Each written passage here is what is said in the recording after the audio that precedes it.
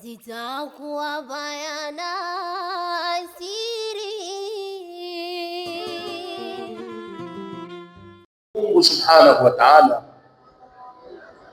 na kumtakia rehma na amani kipenzi chetu Mtume Muhammad sallallahu alaihi wasallam. Nichukue fursa hii adhimu na ya kipekee, kwanza kabisa kuwapongeza vijana wetu wa Tamsia na hasa mkoa wa Dodoma kwa namna ya maandalizi mazuri na makubwa ya kushindanisha kitabu cha Mwenyezi Mungu Subhanahu wa Ta'ala, Qur'an. Tamsia ikiongozwa na amiri wake mkuu wa mkoa, ndugu yetu Ustadhi Jafar Daya, hongereni sana, pamoja na uongozi au viongozi wengine wote waandamizi. Na niseme tu ndugu zangu,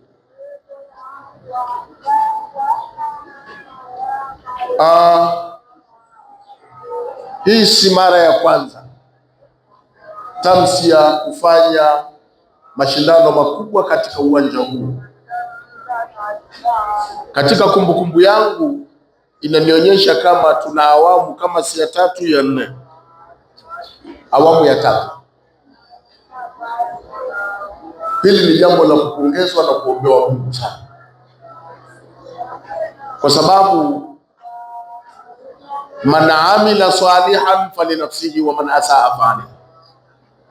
Anasema Mwenyezi Mungu, mwenye kutenda jambo jema huyo atakuwa ameitenda jema kwa ajili ya nafsi yake, lakini Kiswahili cha sasa, na mwenye kufanya uovu imekula kwake. Ndugu zangu, mashindano ya Qur'ani katika mwezi huu tumeyaona yamekithiri, ni mengi sana,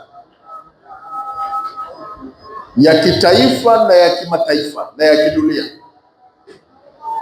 Lakini ni haki kubwa Qur'ani kusomwa katika mwezi huu ambao ndio mwezi ulioteremka Qur'ani, na hasa katika 10 la mwisho, 10 la Lailatul Qadri lenye kupatikanika usiku ule wa heshima.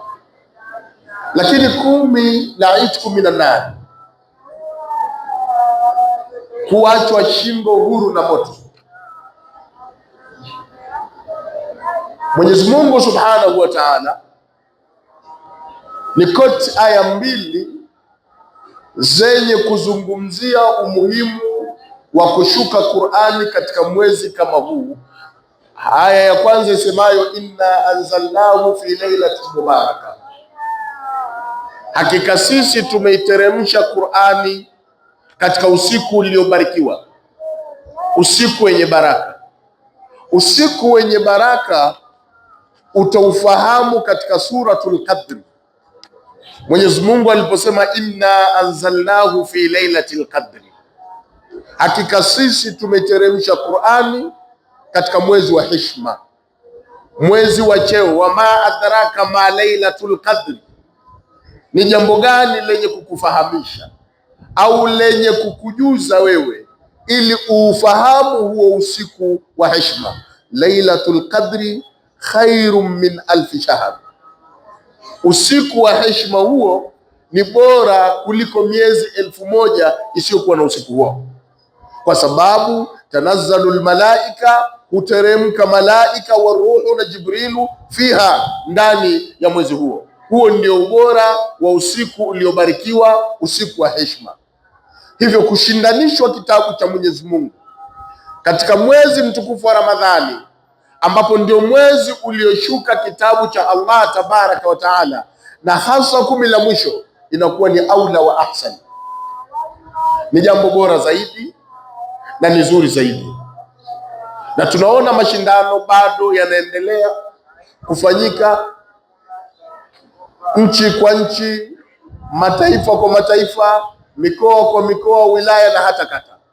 Na hili ni jambo bora kushindaniwa, kwa sababu Qur'ani ina umuhimu mkubwa sana, na umuhimu wa kitabu cha Mwenyezi Mungu, Qur'ani haimtupi mtu.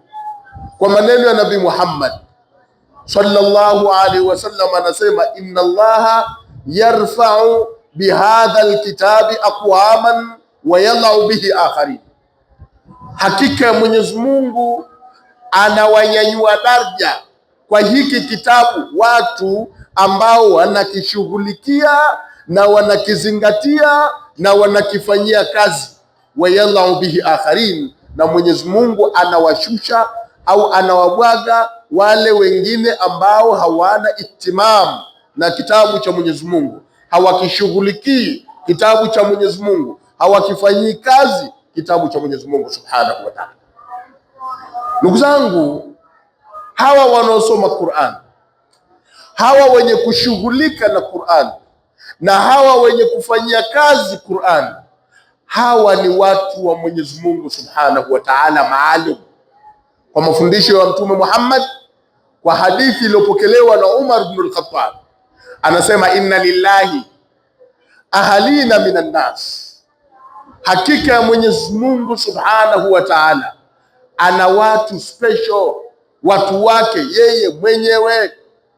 Kalu, wakasema masahaba kumuuliza Nabii Muhammadin, wa manhum ya Rasulullah, hao watu maalumu wa Mwenyezi Mungu special wa kwake haswa kindaki ni kina nani?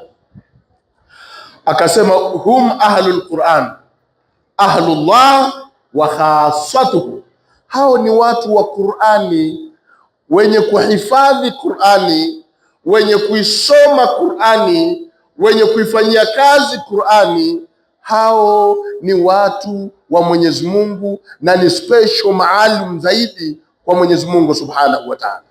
Ndugu zangu, leo tujiulize, ikiwa wewe leo tu yule mchezaji wa mpira kwako wewe watamani hata upige naye picha au kumfanya awe mtu wako kwa karibu, hata kwa mawasiliano, yule mchezaji maarufu zaidi, au mbunge au waziri au mtu maarufu fulani, hata katika ndondi labda, au boksa, unapenda mtu huyu uwe naye karibu.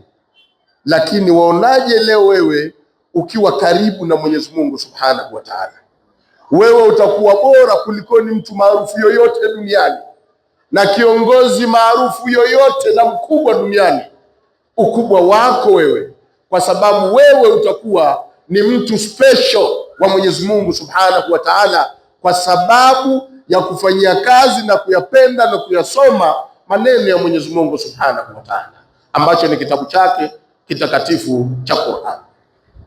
Ndugu zangu, Qur'ani ina umuhimu mkubwa, na kama tunaelewa thamani na umuhimu wa Qur'ani kama alivyotuambia Mwenyezi Mungu ndani ya suratul Hashr aya nambari 21,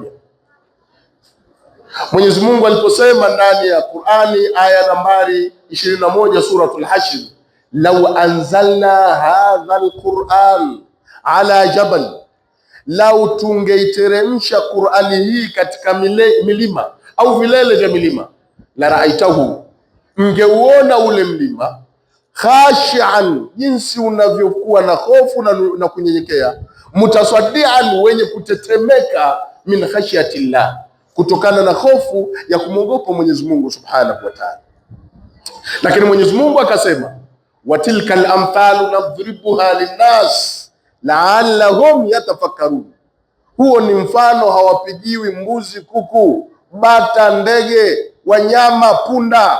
Mfano huo wanapigiwa binadamu ili wapate kutafakari ukubwa na utukufu wa kitabu cha Mwenyezi Mungu Subhanahu wa Ta'ala.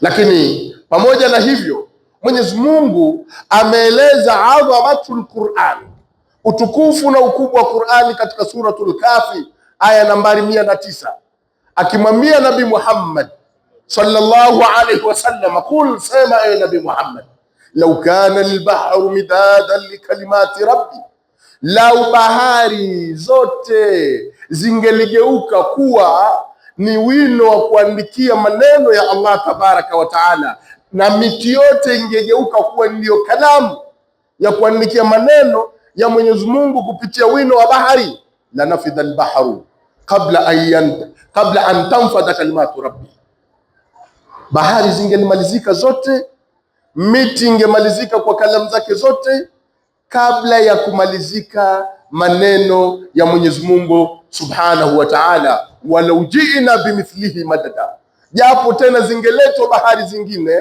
iwe ndio wino na miti mingine iwe ndio kalamu, zingemalizika maneno ya Mwenyezi Mungu kutokana na ukubwa na utukufu wake yaliyokuwa nayo yasingemalizika. Hii yote ni mifano, ndugu zangu, tunaambiwa mimi na wewe na mwingine. Kwa nini tusifanyie kazi kitabu cha Mwenyezi Mungu? Kwa nini tusiwasimamie vijana wetu wakasoma kitabu cha Mwenyezi Mungu Subhanahu wa Ta'ala? Kwa nini tusifanyie kazi kitabu cha Mwenyezi Mungu Subhanahu wa Ta'ala? Ndugu zangu, haya yote yanayofanyika ndani ya Jamhuri ya Muungano wa Tanzania, nchi yetu kupata wageni tofauti kuja leo kushindana kitabu cha Mwenyezi Mungu, wakaingia ndani ya nchi ya Tanzania salama na wakatoka salama na wakatoka na sifa nzuri za ukarimu wa Watanzania na nchi ya Tanzania. Hii ni heshima kubwa ya serikali yetu ya Jamhuri ya Muungano wa Tanzania, lakini ni heshima kubwa ya mheshimiwa kiongozi wetu, mama yetu Daktari Samia Suluhu Hassan, kwa namna alivyoifungua nchi, kwa namna alivyojenga mahusiano bora katika taifa letu na mataifa mengine, kwa namna alivyoweka na katiba yetu inavyolinda uhuru wa kuabudu. Mambo haya yanayofanyika nchini Tanzania hayapatikaniki zaidi katika nchi zingine. Sote tunashuhudia amani, tunu yetu ya nchi yetu iliyokuwa bora ndani ya Tanzania. Nchi za wenzetu na nchi zingine za majirani ambazo ni Afrika na hata zingine Afrika Mashariki hawaelewi asubuhi itafika au jioni itakamilika. Ni vita kwenda mbele.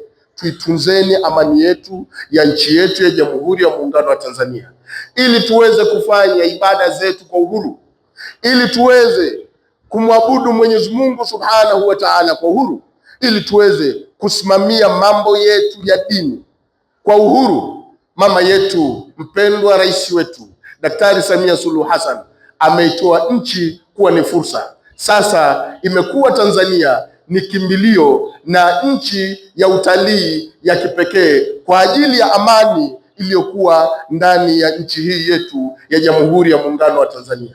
Na siri ya amani kubwa ni namna ya viongozi wetu wa kiroho wa kidini tunavyoliombea taifa letu